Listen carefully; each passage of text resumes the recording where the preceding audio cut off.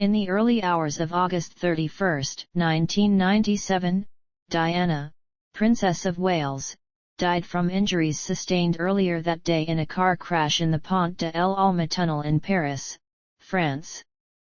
Dodi Fade, Diana's partner, and Henri Paul, the driver of the Mercedes W140 S-Class, were pronounced dead at the scene. Her bodyguard, Trevor Rees-Jones, was severely injured, but survived the crash. Some media claimed the erratic behavior of the paparazzi following the car, as reported by the BBC, had contributed to the crash. In 1999, a French investigation found that Paul, who lost control of the vehicle at high speed while intoxicated by alcohol and under the effects of prescription drugs, was solely responsible for the crash. He was the deputy head of security at the Hotel Ritz and had earlier goaded paparazzi waiting for Diana and Fade outside the hotel. Antidepressants and traces of an antipsychotic in his blood might have worsened Paul's inebriation. In 2008, the jury at a British inquest, Operation Paget, returned a verdict of unlawful killing through grossly negligent driving by Paul and the following paparazzi vehicles. Some media reports claimed Rees-Jones survived because he was wearing a seat belt, but other investigations revealed that none of the occupants of the car were wearing them. Diana was 36 years old when she died. Her death sparked an unprecedented outpouring of public grief in the United Kingdom and worldwide, and her televised funeral was watched by an estimated 2.5 billion people. The royal family were criticized in the press for their reaction to Diana's death. Public interest in Diana has remained high and she has retained regular press coverage in the decades since her death. Henri Paul. Security service connections. Theorists have alleged that the driver of the Mercedes W140, Henri Paul, was in the pay of a national security service, though different versions of the allegation name the country of the security service alternately as Britain, France, or the United States. Evidence purported to support this arises mainly from money in his possession at the time of his death and his personal wealth.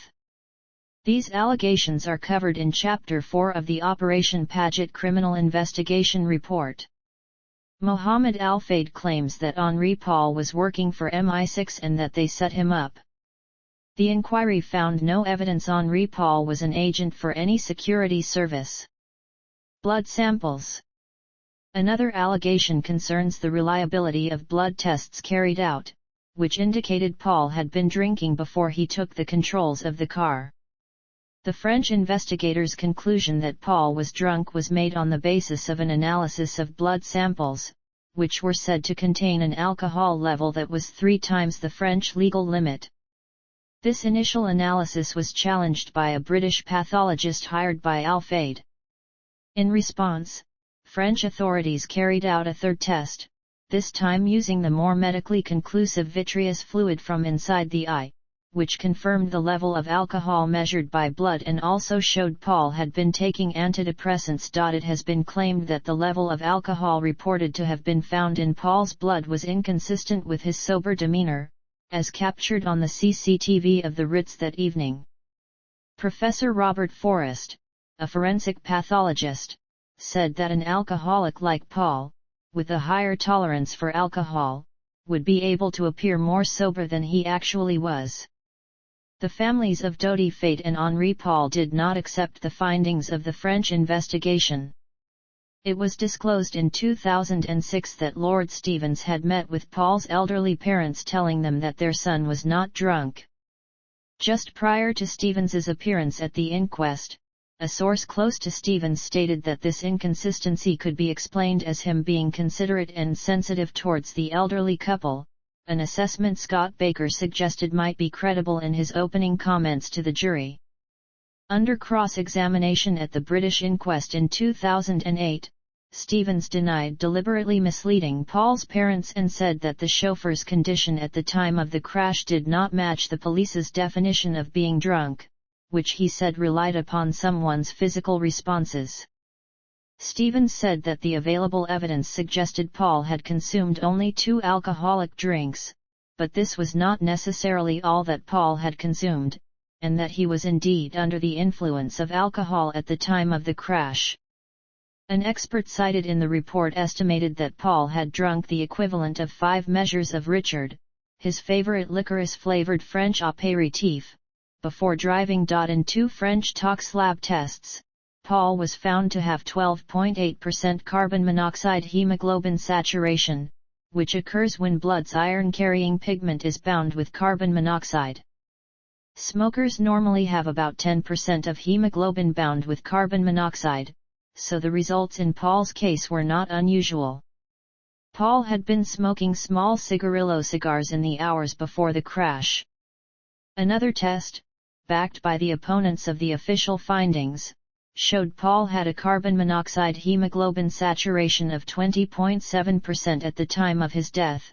That result, if accurate, combined with the rate of dispersal of carbon monoxide from the bloodstream, would have meant that Paul's blood had 40% saturation a few hours earlier, and he would scarcely have been able to function at all. In 2009, it was reported that DNA samples confirm the blood samples with high alcohol levels were indeed from Paul.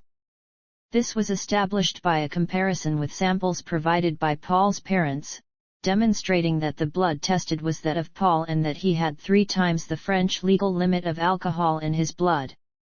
Tomlinson's allegation of MI6 involvement. Richard Tomlinson, a former MI6 officer who was dismissed from the intelligence services and later served 5 months in prison for breaching the Official Secrets Act 1989, claimed in a sworn statement to the French Inquiry in May 1999 that Britain's MI6 had been involved in the crash, suggesting that the security service had documentation which would assist Judge Stephan in his inquiry. The previous August, he had been reported by the BBC to have claimed that Paul was working for the security services and that one of Diana's bodyguards, either Trevor Rees-Jones or Kes Wingfield, was a contact for British intelligence. Tomlinson alleged that MI6 was monitoring Diana before her death, had told Mohammed Al-Fayed that Paul was an MI6 agent, and that her death mirrored plans he saw in 1992 for the assassination of then-President of Serbia Slobodan Milosevic, using a strobe light to blind his chauffeur. On February 13, 2008, Tomlinson told the inquest that he may have misremembered and that he had no evidence that Paul was an MI6 agent, but he had said in the previous day's court session that Paul was supplying MI6 with information. Speaking by video link from France, Tomlinson conceded that, after the interval of 16 or 17 years, he could not remember specifically whether the document he had seen during 1992 had in fact proposed the use of a strobe light to cause a traffic crash as a means of assassinating Milosevic, although use of lights for this purpose had been covered in his MI6 training. The Operation Paget inquiry was given unprecedented access to the offices of both MI5 and MI6 to investigate Tomlinson's claims. It was later revealed that the mentioned memo was a proposal written in March 1993 to assassinate another Serbian figure if he gained power, not Milosevic. Furthermore, the plan did not involve anything about using flashlights. Further evidence discrediting Tomlinson's claims was found in drafts of a book he was writing about his time in MI6 before he was jailed in 1998 for breaching the Official Secrets Act. The draft, dating from 1996, referred to the memo and contained none of the detail about a staged car crash with flashlights in a tunnel. The inquest was later told by an anonymous MI6 manager that MI6 were not keeping any file on either the Princess or Dodi, and that there was no plan involving them. The inquiry concluded by dismissing Tomlinson's claims as an embellishment. It went on to comment that this embellishment was largely responsible for giving rise to the theories Diana was murdered. Tomlinson was arrested by French authorities in July 2006 as part of their inquiry into the death of Diana. French police were also reported to have seized computer files and personal papers from his home in Caen. Relationship with Dodi Fayed. One of the main motives which has been advanced for alleged murder includes suggestions Diana was pregnant with Mohammed Dodi Fayed's child and the couple were about to get engaged. The alleged dislike of the idea of a non-Christian within the British royal family meant such a relationship between the mother of the future king and an Egyptian Muslim would not be tolerated. In Mohammed Al Fayed's view, which he repeated in court at the inquest in February 2008, Prince Philip, Prince Charles, Diana's sister Lady Sarah McCorquodale and numerous others were all involved in a plot to kill the princess and his son. Jeffrey Steinberg of the Executive Intelligence Review, a publication of the American Lyndon LaRouche movement, has also put forward theories that the Princess of Wales was murdered by the security services under the instructions of Prince Philip. An article in the Daily Telegraph in 1998 reporting the EIR conspiracy theories alleged earlier links between the EIR and Al Fayed, while Francis Wheen reported the following year that Al Fayed's spokesman had advised journalists to contact Steinberg. Al Fayed made the assertion in television interviews that the couple were going to announce their engagement on the Monday after the crash, September 1, 1997. Operation Paget commented that an announcement of such magnitude from the Princess of Wales would have been a substantial media event of worldwide interest and would have required significant preparation. No evidence was found that any such preparation had been made. CCTV evidence shown at the inquest indicates that Dodi left Repassi Jewelers on the August 30 with nothing more than a catalogue. Alberto Repassi said in 2003 that the ring had been placed on Diana's finger in a Saint-Tropez hotel, and was being resized for future collection in Paris, but later admitted to writer Martin Gregory that he had received legal papers from Al Fayed, a client for more than 20 years. Al Fayed said the couple chose the ring in Monte Carlo, and Dodi had picked it up in Paris the day before he died after it had been altered. This statement of Al Fayed was contradicted by the statements of Claude Roulette, a shop assistant, and the CCTV footage. A CCTV recording demonstrated that a ring had been selected by a Ritz hotel official. It was bought by Mohammed Al Fayed after the couple's death. A few hours before the crash, on the afternoon of August 30, Diana's journalist friend Richard Kay received a call on his mobile phone from Diana in which she asked about what was likely to appear in the following day's Sunday papers about her. During this call, she made no mention of any announcement she intended to make. More revealing was the statement given by Diana's eldest sister, Lady Sarah McCorquodale, who testified that in a phone conversation with Diana on Friday, August 29, Diana spoke about Dodi Fayed in a manner that gave her sister the impression the relationship was on stony ground. Statements from other friends and confidants Diana spoke to in the week before her death, including her butler Paul Burrell, her friend Lady Annabel Goldsmith, and her spiritual advisor Rita Rogers, were unanimous that she was firm about not wanting to get engaged or married to anyone at that point in her life. A week before she died, the princess had told Goldsmith, "I need marriage like a rash on my face." Diana's former private secretary, Patrick Jeffson, said to the BBC in reaction to the publication of the Operation Paget report in December 2006 that her facial expression in the CCTV footage of her at the Paris Ritz on her final evening with Dodi Fayed was one she would wear when she was disgruntled with a situation.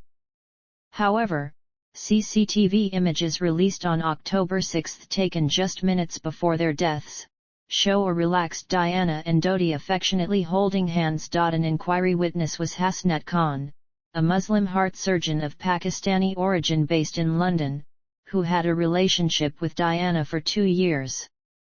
Diana had explored the possibility of marriage with him. This had been met with no opposition from the royal family, and then Prince Charles had given his blessing. Khan stated that he had received some racist hate mail from members of the public because of the relationship but had no reason to take what was said in this hate mail seriously. He also stated that he felt the relationship was not opposed by the royal family or any other branch of the British government, including the security services. Paul Burrell stated that Diana was still not over her breakup with Con at the time of her death. It was also pointed out that Dodi and Diana had only met just under 7 weeks before the crash, at Alfade's villa in Saint-Tropez on July 14, meaning there were only 47 days from their first meeting until the night of the crash. Of those days, their schedules permitted them to be together for an absolute maximum of 35 days. From analysis of Diana's actual movements, it is likely they had spent approximately 23 days together before the crash. John McNamara, a former senior detective at Scotland Yard, headed Alfade's own investigation for 5 years from 1997. Cross-examined at the inquest on February 14, he conceded that he had found no evidence of a criminal conspiracy to kill the princess, or that she was engaged or pregnant at the time of her death, apart from the claims Alfade had relayed to him. Pregnancy. In January 2004, the former coroner of the Queen's household, Dr. John Burton, said that he attended a post-mortem examination of the princess's body at Fulham Mortuary, where he personally examined her womb and found her not to be pregnant. Dr. Robert Chapman, who carried out the post-mortem examination, stated that Diana's womb and ovaries showed no sign of pregnancy. In an effort to examine the assertions made by Alfade, Operation Paget had scientific tests carried out on pre-transfusion blood found in the footwell of the seat in the wrecked Mercedes the Princess of Wales occupied at the time of the crash. This blood was found to have no trace of the HCG hormone associated with pregnancy. The inquiry also extensively interviewed friends of Diana's who were in close contact with her in the weeks leading up to her death. The evidence obtained from these witnesses was of a very sensitive nature and most of it was not included in Operation Paget's criminal investigation report. However, it was reported that friends said she was in her normal menstrual cycle and there was evidence she was using contraception. Alfade's persistence in asserting Diana was pregnant led him to get members of his staff to tell the media that on their final day together, Diana and his son had visited a villa he owned in Paris to choose a room for the baby. While the couple had indeed visited the villa, the circumstances of the visit were exaggerated to say it had lasted 2 hours and that it was in the presence of a prominent Italian interior designer. A security guard at the villa, Ruben Morel, felt uncomfortable lying about the matter and sold his story to the Sun, stating that the visit lasted just under 30 minutes and was not in the company of any interior designer.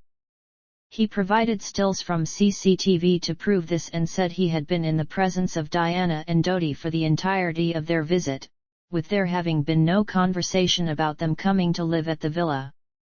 He later resigned from Alfade's employment and initiated an employment tribunal for constructive dismissal after Alfade successfully sued him for breach of contract because of the CCTV images he supplied to the Sunday. Senior members of Alfade's staff made derogatory comments about Morel and Trevor Rees-Jones in their statements to Operation Paget. In 2004, a Channel 4 documentary, The Diana Conspiracy, claimed that the butler at the villa who, in a June 1998 interview with the ITV documentary Diana, Secrets Behind the Crash, claimed to have shown the couple around with their intent being to live there, was not even present at the villa on that day as he was on vacation. Alfade first claimed that the Princess of Wales was pregnant at the time of her death to the Daily Express in May 2001. If it is true, it is strange that he sat upon this important information for 3.5 years, Scott Baker said at the inquest. Absence of CCTV images. The absence of CCTV images showing the Mercedes's journey from the hotel to the crash site has been frequently cited as evidence of an organized conspiracy. According to the Independent newspaper in 2006, there were more than 14 CCTV cameras in the Pont de El Alma underpass, though none recorded footage of the fatal collision. Judge Hervé Stephan was appointed as examining magistrate in this case on September 2, 1997. On that day, by judicial order, he tasked the Brigade Criminelle with identifying all video and photographic images along the route taken by the Mercedes. Lieutenant Eric Gigoux of the Brigade Criminelle led the team that carried out that work, initially by retracing the route several times and drawing up a list of possible locations. His report showed that the team identified 10 locations of CCTV cameras. None of these had any images relevant to the inquiry, since they were principally security cameras facing the entrances to buildings. Most of the cameras were not maintained by the city of Paris. The owners of the buildings to which they were attached operated them privately. There was a traffic monitoring camera above the underpass in the Place de l'Alma itself, but this was under the control of La Compagnie de Circulation Urbaine de Paris. That department closed down at about 11 p.m., had no night duty staff and made no recordings. Officers in the police headquarters information and command center could continue to view the pictures shown by the traffic camera in real time but could not control it. The subject of the CCTV cameras is dealt with in Chapter 5 of the Operation Paget report.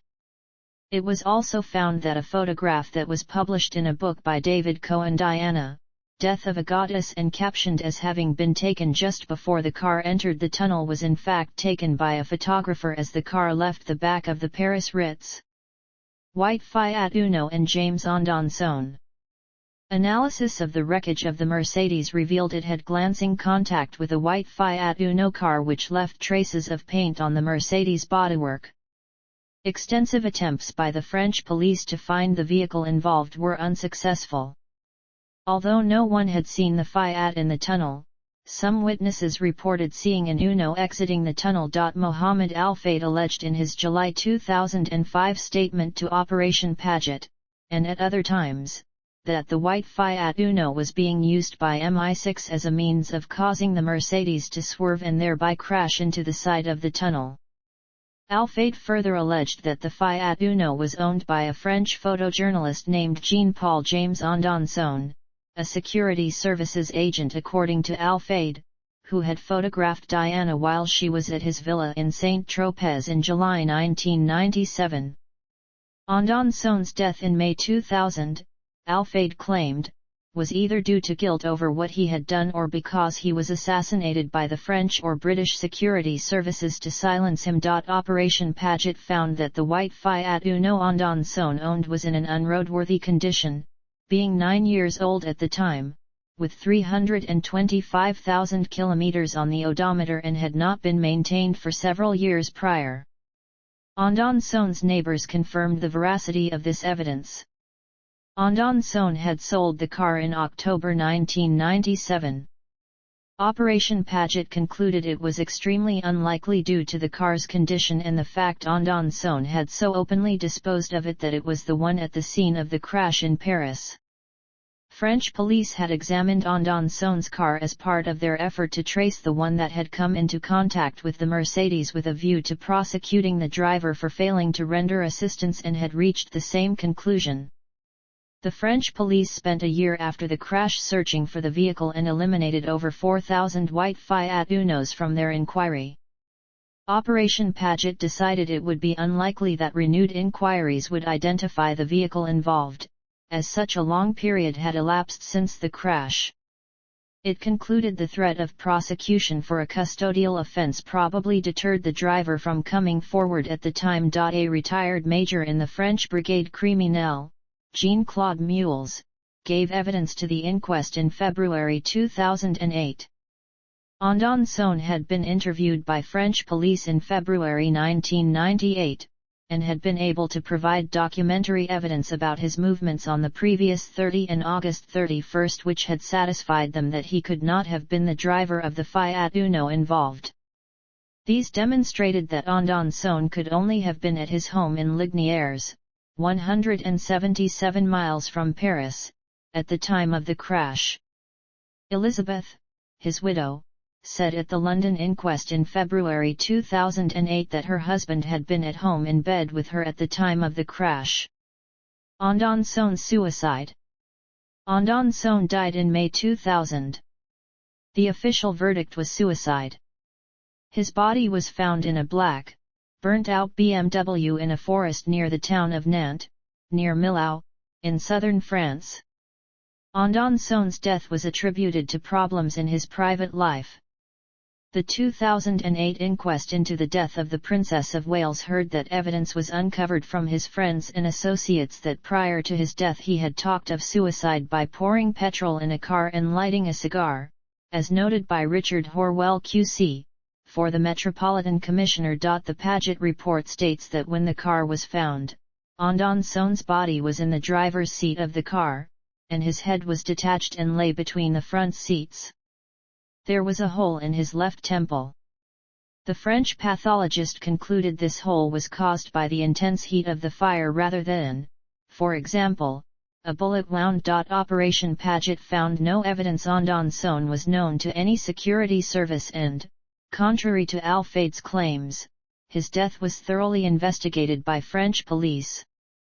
A break-in at his former workplace in June 2000 alleged to have been carried out by security services was found to be unconnected to his death, as no items related to him were stolen. Le Vanton. It has been reported by numerous publications that the white Fiat Uno belonged to Le Vanton, who was a 22-year-old taxi driver at the time of the crash. Ton owned a white Fiat Uno identical to the one that struck the Princess of Wales Mercedes. Georges and Sabine Dazane identified Ton as the agitated man they may have seen driving the car. Ton has always refused interview requests.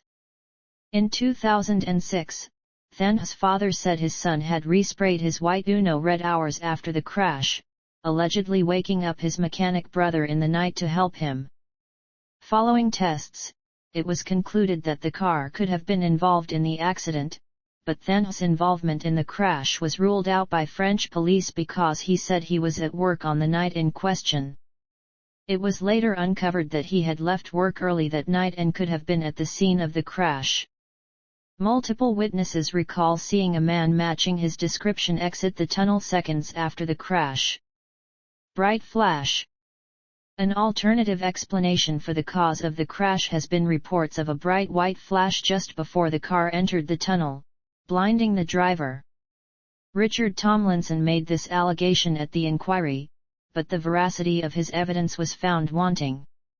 It was found by the authorities that 3 eyewitnesses at the scene of the crash claimed to see a bright flash of light before the crash.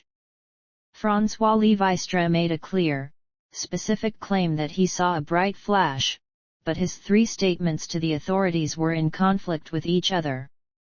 Both the French detectives investigating after the crash and later the officers who worked on Operation Paget rejected his evidence. With the Mercedes behind him, he claimed to have seen the flash in his rearview mirror and recounted other elements of what he saw while he was negotiating the difficult bend out of the tunnel. Crucially, however, his testimony was directly contradicted by his then-wife, who was in the passenger seat next to him.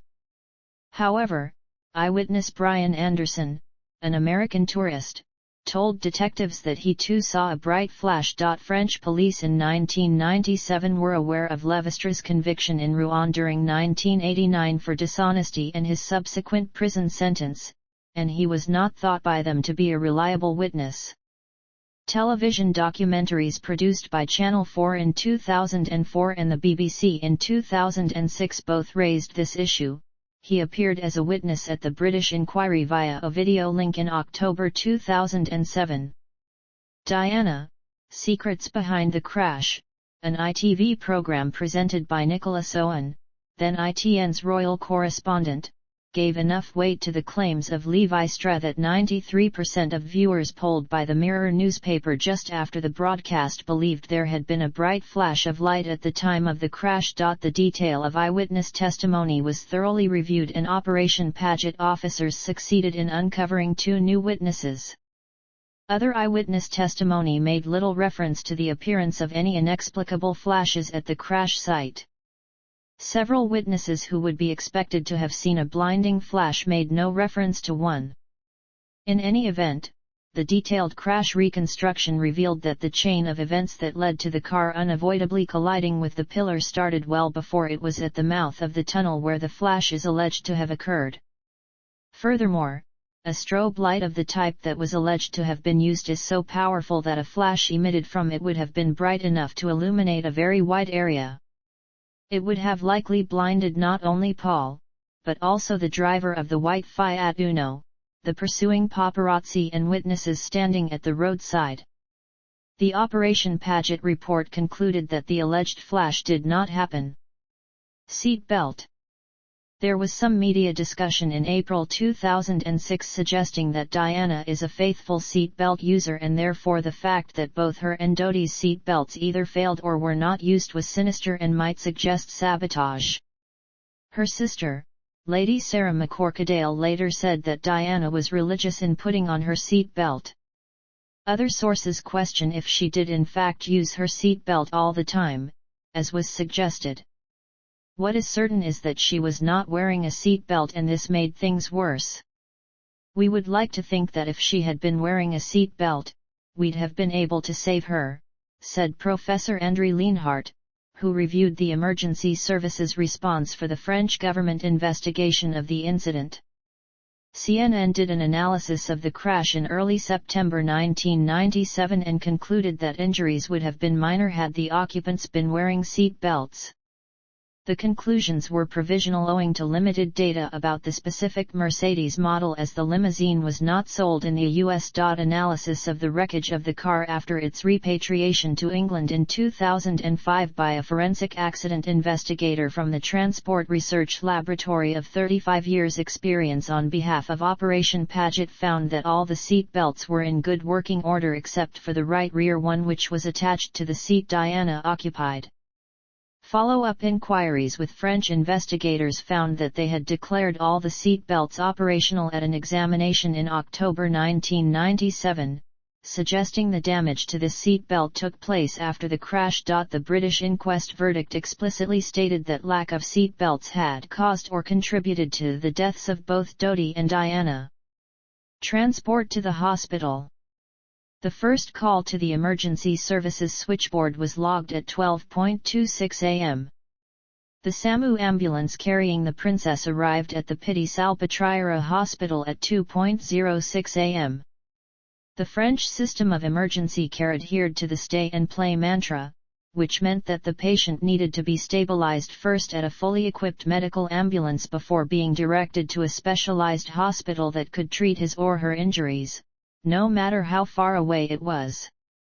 Nevertheless, this length of time has prompted much conspiracy-related comment.